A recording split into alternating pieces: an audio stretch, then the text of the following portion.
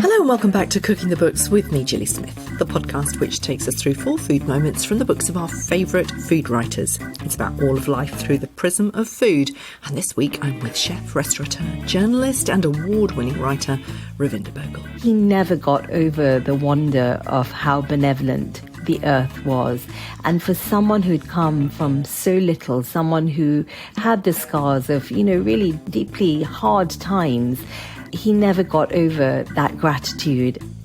Her latest book, Comfort and Joy, Irresistible Pleasures from a Vegetarian Kitchen, celebrates her grandfather and the life that he built, ground up for her family in Nairobi. Her writing is surely some of the best in Britain today, and with the stunning photography, it's deeply seductive. This is a game changer in vegetarian cookbooks. I began by asking her if the many essays in the book are poetic meditations on where we are now with an increasingly plant-focused food culture. I guess it is that. It's a love letter to my grandfather, to vegetables, to the joyful abundance of vegetables in the vegetable kingdom.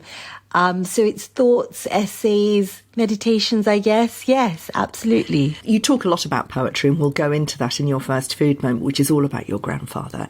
But meditation is for me, it's about slowing down, and it's about observation, and it's about really taking the time, I suppose, to taste, to savour. Is that the intention from you as the writer?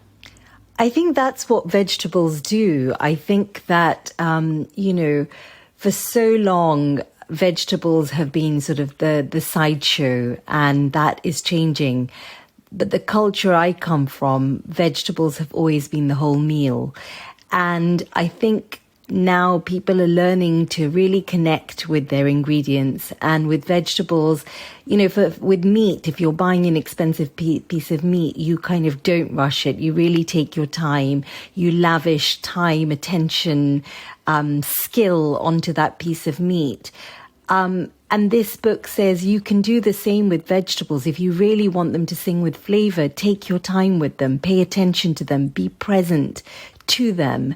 And I think for me, what's always been important, and something that I've learned from my grandfather, is to be present to that invisible humanity who planted that seed, who watered it, who watched it grow, who picked it, who brought it to cargo. There is always someone invisible sitting with you when you eat your meal. And I think vegetables connect you to that person more so than anything else, I feel. Absolutely. It is about really understanding where stuff comes from, and I'm always banging on about that in Cooking the Books. I do honestly think it is the way to save the planet, and I do want to talk a little bit about, before we go on to your 4 food moments, about your commitment to sustainability.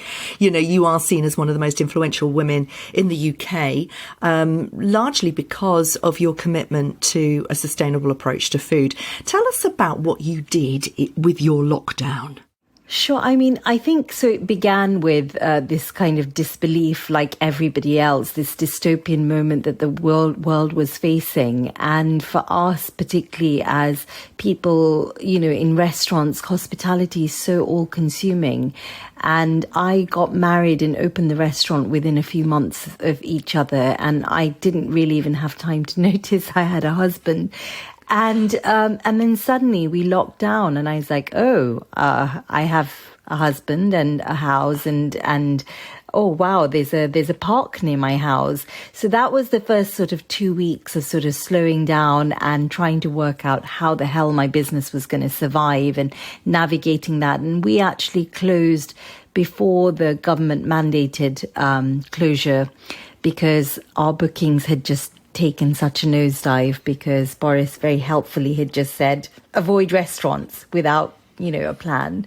And so, for 2 weeks we were at home. And then, like so many amazing people in my industry, it makes me so proud, we decided we had a perfectly good kitchen and we should put it to use. And I have a very dear friend who is a doctor at King's College Hospital, and listening to what him and his wife were going through and, what he was facing every single day, I just knew that I had to help. And I decided to start cooking for King's College Hospital. And at that time, we couldn't have our teams in, so it was just Nadeem and I going in. He'd wash up, I'd cook. We were cooking 60 meals a day, packing them up. And I remember remarking to him that all people needed at that moment was comfort and joy. And actually, even for me, the sort of process of being in the kitchen was really comforting in this time where there was just so much going on, so much darkness in the world. To be able to just slow down, cook, and just me in the kitchen with him was just it gave me some sort of comfort as well.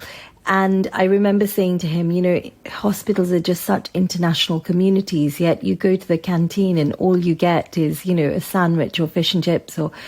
And I want to cook vegetarian meals that, for all these people who are spending so much time, so many hours away from their loved ones, from a sense of home. I want to give them a taste of home. I want to give them comfort and joy. And that's kind of what it was. And then we launched a few weeks after that, we launched a delivery service, a home delivery service called Comfort and Joy, which was vegetarian meal boxes. And they were really, really popular. And for me, it was really important that we took our time to do right. So it was about supporting and buying from farmers who'd been really hit. And it was about doing packaging that was 100% home compostable. So we were the first really to really look at our packaging, because I was just like, there's enough crap going on in the world. We don't want to add to it. And it was really lovely. And I remember talking to Jay Rayner, and he said, this is the first takeaway I've eaten where I haven't felt guilty or like crap afterwards. It feels actually really comforting. And so I felt this was doing exactly what it said on the tin. It was giving people comfort and joy. And that's kind of where this idea started. And then as we came out of the pandemic, Nadeem and I both decided that, we'd been sort of meditating on this idea of how do you make a commercial business good and positive? How can every single pound that is spent in our business be somehow doing some good, whether that's by uplifting our suppliers or our team members, or our community or the world around us. So we decided to explore the carbon neutral, line. And we have since, this is our second year as a carbon neutral certified business, and something we're very proud of. Fantastic. I mean, it's such a fantastic story, isn't it? I mean, that's why the Evening Standard called you one of the most influential women in food, particularly leading progress and diversity in London. And that's as well as Jaconi hitting the 56th best restaurant in the UK in the National Restaurant Awards only 7 months after opening. And it was the very first independent restaurant in the UK to go carbon neutral. I mean, that is a hell of a thing to do, isn't it? Because, of course, then not everyone copies, but we want everyone to copy. And you've set up a template.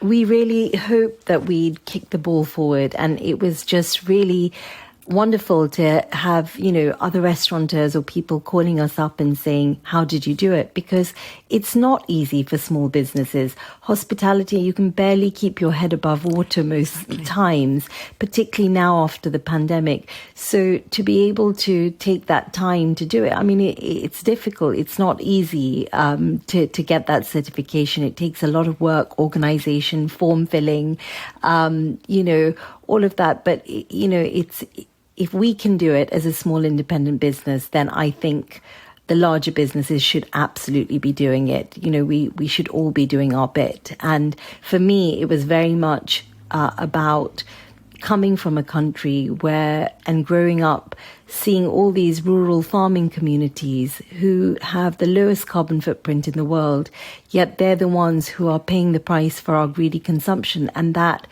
bothers me. That really is painful for me. And so we've really strongly felt like we wanted to do our bit. And the lockdown and the pandemic, while, it was awful, it gave us time to really reflect on our business, because we'd just been going full pelter for, 4 years, 3 years even. And so we were like, right, carbon neutral, healthcare for every single member of our team, looking at our supply chain, really identifying the people we want to work with, empowering them, building a relationship with a wonderful biodynamic farm called Waltham Place, which is 50 minutes down the road from us. All these things, all these measures that we put in, and we feel that we have come out of the pandemic bruised, but a stronger business. Absolutely. It's a really, really wonderful and very, very inspiring story.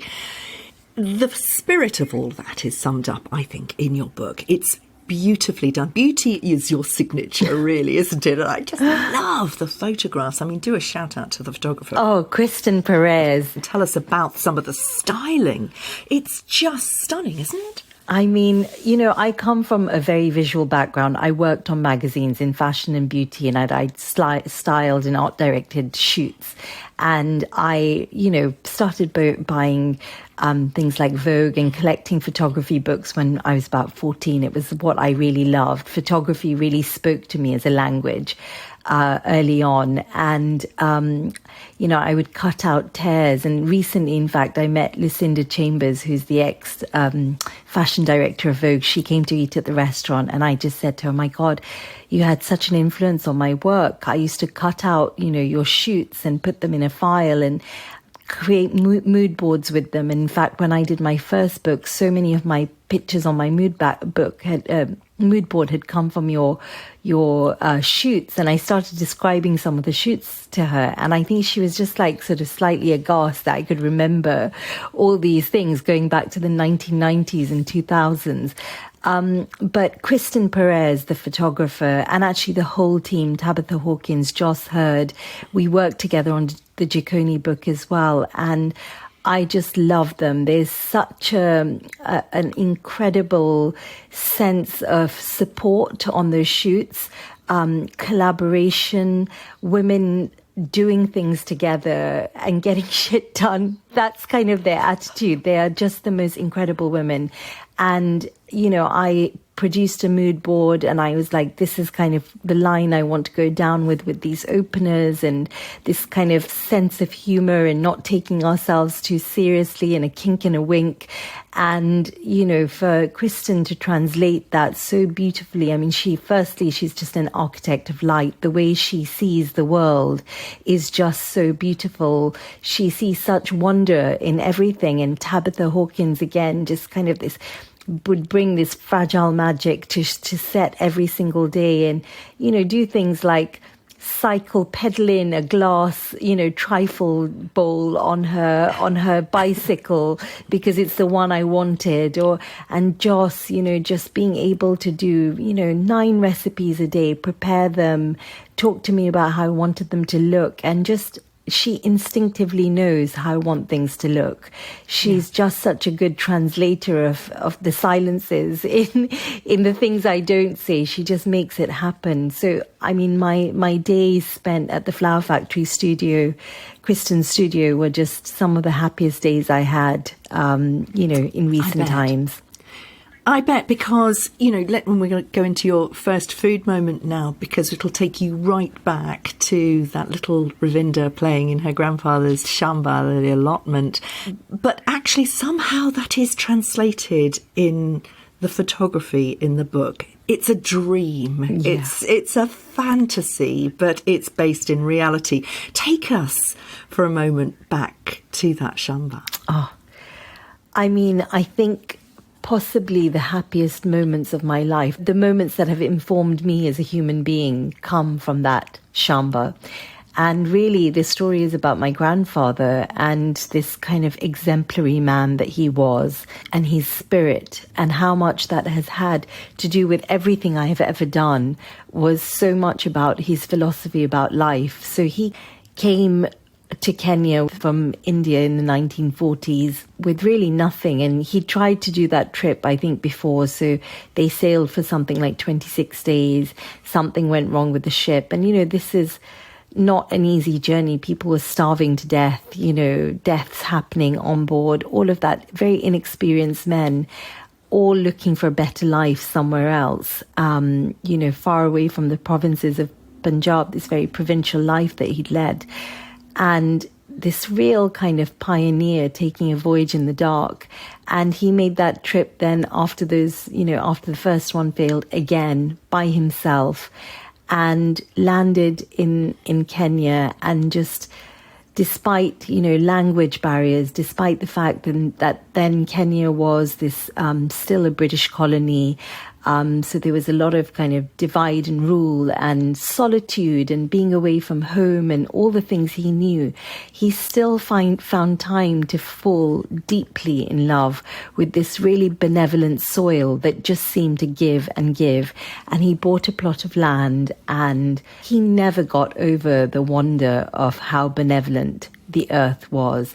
And for someone who'd come from so little, someone who had the scars of, really deeply hard times, he never got over that gratitude. And I still remember how thankful he was, how he shared everything that he grew, whether it was with the local orphanage or with eye camps or with friends, neighbors, strangers.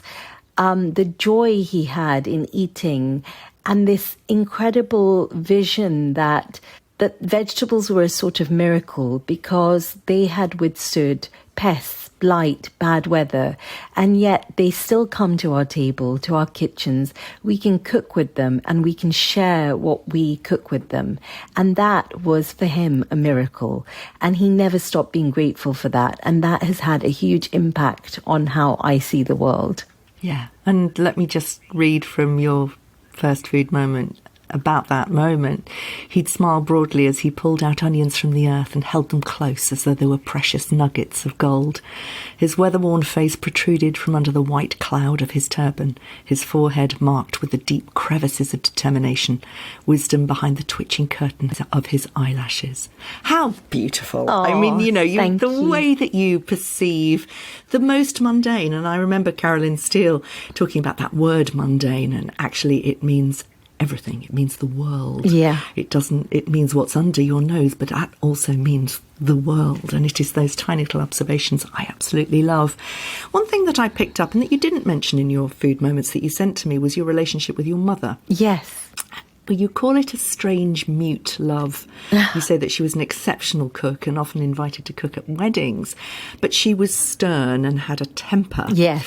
I wonder if your second food moment has anything to do with that difficult, tense relationship that you might have had with her, because it is ultimately about control around food, isn't it? Yeah. I mean, I think my mother was incredibly controlling about what we ate and, her whole sense of self. Now, here was a girl who'd lost her own mother when she was 2. Didn't know really a mother's love. Her father was very consumed with what happened afterwards because he remarried and then went on to have 6 sons. And she came from a place where men were valued much above women. So she wasn't given an education. And by the age of 16, she was married off, had her first child while she was still a child at 17. And had this very difficult relationship with her mother-in-law, who'd become her new mother in a way. And her entire sense of self came from cooking and cleaning and keeping a house, basically. And she had these very Victorian attitudes about what our parameters should be. And she always said to me, you have to learn to cook. You will cook for your husband and children and you will provide for them like I provide for you. And your whole sense of self, really. She never really, she couldn't read or write, so she never encouraged me to, she never sat and studied with me, for example, or read me bedtime stories. It was always about being in the kitchen and doing. So very early on, she sort of, pulled me off my tricycle, because we also lived in this very extended family, grandparents, uncles, aunts, anyone who happened to be visiting from abroad would stay with us. And so there were always many mouths to feed. So from the age of 5, I really was in a kitchen, at that time being very resentful, because I think my inner feminist knew it was wrong that the boys were outside playing while the girls were all inside working. But also there was wonder in those moments. You know, there was this incredible magic happening of women talking and, you know, instinctively knowing what to put into pots and pans and taming wild flavors in their kind of delicate hands. And I learned so much from her, but that relationship wasn't an easy one because she was a taskmaster, she was a perfectionist, and even now, I think she finds it very difficult to abdicate and to say, okay, my daughters are doing it now. You know, my daughter has a business that cooks for so many people and people love her food. She finds it very difficult because that's her sense of self, is that she's an excellent cook. And really, I feel very deeply and strongly that I am standing on the shoulders of women like my mother. I am here because they were there. And that this platform of Jikoni and everything I do really should have belonged to them. But it was too early. They didn't have those opportunities. And I don't take it for granted. I do not take it lightly that I am doing what I'm doing because of those women, because of their wisdom. Yeah, I feel the same way about my mother. She could have had a very different life if she'd been born a little bit later. But I was interested in the control around food. In your second food moment, you describe your relationship with carbs in your early 20s. And I wonder if that had anything to do with that rather difficult, sort of very food-centric relationship with your mother that you felt so resentful about. Tell us about your relationship with carbs, perhaps within the prism of that relationship. Yeah, I think, you know, the politics of food, you know, especially in the kind of household I was brought up in, women always ate last, for example. The men always ate first. And women were the afterthought. It was the leftovers or, you know, whatever, you ate second. So I think even just that, you know, was like, and then you had to be ladylike in your appetite. So, you know, you ate just enough. You never overate or you never indulged or were seen to want anything. It was like your needs were second. That really, that's how I was brought up. I you know, I'm not, you know, from a generation that far away. You know, it's just like I sometimes find it difficult to believe that, or difficult to think, because I know people of my age who weren't brought up in families like that. But my mother had her first child at 17, and there's a 16-year age gap between me and my eldest sister. So, you know, the rules for them were the same as the rules for me, even though I came many generations later. But yeah, so this breaking bread chapter was, it came at a time when I suddenly had this newfound freedom. I was at university. It's the first time I'd lived away from home. I'd grown up in a very strict Orthodox household where, you know, you didn't have boyfriends and you certainly didn't go to discos and you know, kind of didn't, there was a very fine line about what was permissible and what wasn't. And university just opened my eyes to this whole new world. I had autonomy for the first time. I could make decisions for myself and I sort of went wild. And I remember being approached by an Asian wedding magazine. And they said, oh, would you like to be a model? And wow, I mean, this really spoke to me because I'd grown up on fashion magazines. And actually, I remember at that time, not for it not being such a vain decision, but I really wanted to learn the mechanics of how a shoot worked, even back then. But yeah, I remember being on this shoot and being tiny. I mean, wayfish, sort of, you know, 5'6" tall and about 7 stones, which is very thin. And the photographer casually commenting to the makeup artist that I was photographically fat, and I overheard him.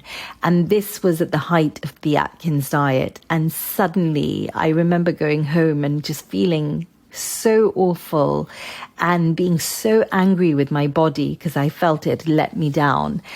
And suddenly, because of all this talk about Atkins diet and all these celebrities on it, and, you know, this was that time when magazines were all about celebrity and, you know, that kind of, what was that look called? You know, Kate Moss being really, really super thin. Heroin chic. Heroin chic, that's it. So that was that time. And suddenly I just didn't feel thin enough, and carbs became the enemy, particularly bread. And, bread had always been a very normal part of my life. I think I've called it the kind of everyday circular dream of life. You ate rotis, or you ate chapatis or parathas, or it was just that was just normal. And I'd had a very healthy relationship with food. I'd never dieted. I'd never stopped myself eating anything. And then suddenly there I was, obsessing over bread, but avoiding it, and torturing myself by going into bakeries. And I live near Finsbury Park, and going into these bagel shops and sniffing the bread and torturing myself by not allowing myself to eat it. And just this went on for years, and this really bad relationship with food. And then it was when I was at journalism college that I was sent off to do this assignment, and I found myself in this house, a refuge for women from many different places, many different backgrounds. And they were all cooking together. So there were all these stews and curries kind of bubbling. Everything smelled so good. But what they all had in common is that they were all making some sort of bread, whether it was leavened, unleavened. There were so many, it was like this multitude of languages through bread. And, just seeing all these women who had just come from the most horrific circumstances, all connecting over bread and breaking bread together, was such a moment for me. And in particular, this one woman who said to me, in my language, we have the same word for bread and life, because bread is life, and there is no life without bread in it. And when you think about bread, it's these very simple ingredients that swell to give you something that is larger than the sum of its parts. And it's so generous, and it's a miracle. And I just snapped out of that moment, out of that denial. And I remember piling my plate up with all these different breads and just eating and feeling happy, like I hadn't felt for so long, and I'm feeling full. I'd been walking around hollow and just enjoying the taste of bread, and I haven't stopped. And I just love bread, and I eat bread every single day. And it's such a joy for me. And even the, baking bread is such a moment, because it's a moment you can really be present and slow down and really enjoy the process. So yeah, it's full of life as well as full of nourishment. And this is what the book is all about. Your third food moment brings that together again. It's about how vegetables can heal the planet and the body and the soul. And you talk about it in terms of your Super Bowl chapter. Tell us about what soups and dals in particular did for you when you came from Kenya as a very small child to a very cold England. I mean, I think an empty soup bowl is just it's a moment of hope, isn't it? Because you can fill that with so many different things. And for me, I think one of my first memories really of food is, and I said this in my last book, was dal. This pressure cooker, precariously balanced on this old stove, these kind of puffs of steam, exhalations of steam every now and then.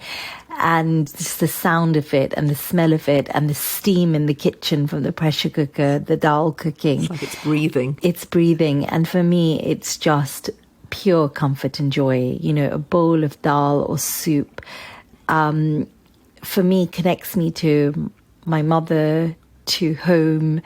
And so when we came to this country, we lived in this sort of very ramshackle flat above a shop that had no central heating. There were just gas stoves everywhere. And I think it was actually the gas that just made me so ill. I think I still suffer from asthma because of that, being exposed to that kind of carbon monoxide through my childhood. And I was just always sick. And it was the weather as well. I'd come from this very lush tropical heat. And then suddenly England was a really cold place, and particularly in a flat that doesn't have any heating. No washing machines, so damp, clothes drying everywhere. It was pretty grim. And those moments of illness, every cloud has a silver lining. And for me, that silver lining was the attention I got from my mother, who was so consumed in trying to set up home and navigate. It have been so terrifying for her. She didn't speak English. My father was often absent, to try and look after, 4 children and set up home and housework and never-ending tasks. And she was just so consumed in all of that. And then when I was sick, those were the moments she would bring a glass of Lucozade to my bed and a bowl of khichdi or dal or soup. And she would sit with me as I ate it, balancing it on my knees in bed. And it was that moment, mother and daughter across from each other, a soup bowl between us, and we would talk, and often we would talk about home and everything that we'd left behind. And those were such precious moments for me because they helped me navigate my homesickness. And that's a beautiful meditation on mother and daughter love, and you do talk about various sort of moments with your mother throughout the book. Your fourth food moment is the other kind of love, and it's just so, it goes from comfort to pure joy, and I'm sure you have a comfort as well with your husband, but this is pure joy. Tell us about the object of my confection.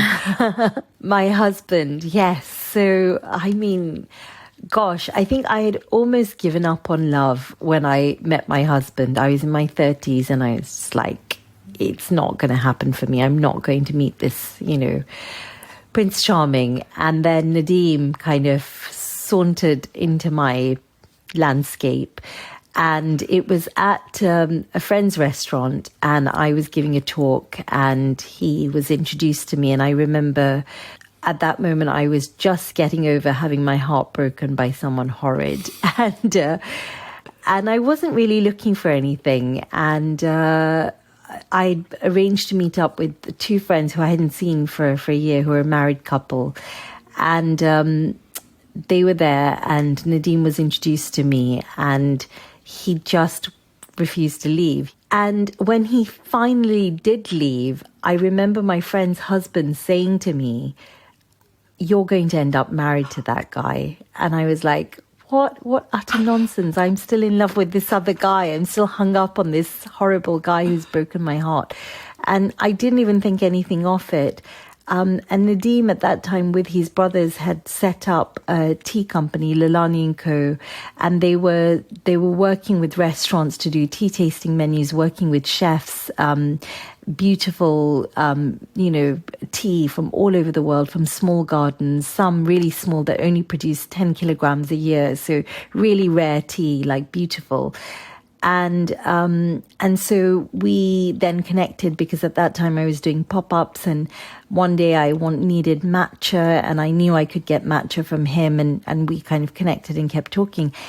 And then this sort of game started, and it was like a game of chase in a way, and we were kind of trying to flirt and seduce each other, but remain out of reach, so it was like this kind of grand seduction. And he had these wonderful silken manners, and I'd never known a boy like him, really old-fashioned manners. And I found that so incredibly charming, and he really listened to me when I talked and was really interested in what I did.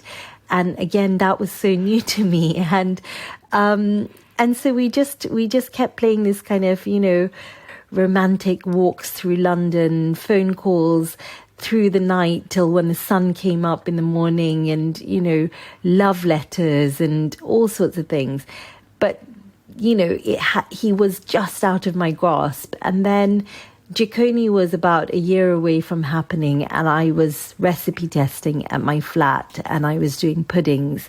And he surprised me with an unannounced visit. And there, sort of laid out like bait, were all these puddings that I'd been making, and finally found his Achilles heel, which was sugar. And I remember him eating this souffle I'd made, and that was it. That was all it took. He fell on the sofa and fell for me, and it was through sugar that we connected, the sweetness of life. And I've never known anyone who enjoys my puddings like Nadeem does. They just take him to another level. And this is the whole thing about, lavishing that time. Desserts are such a luxury because they take time, there are no, unless you make a microwave mug cake, which are very good, by the way, but they do take time to make. And yet they're so fleeting, you eat them so quickly. But to lavish that time and effort to make someone a pudding is my love language, definitely for my husband.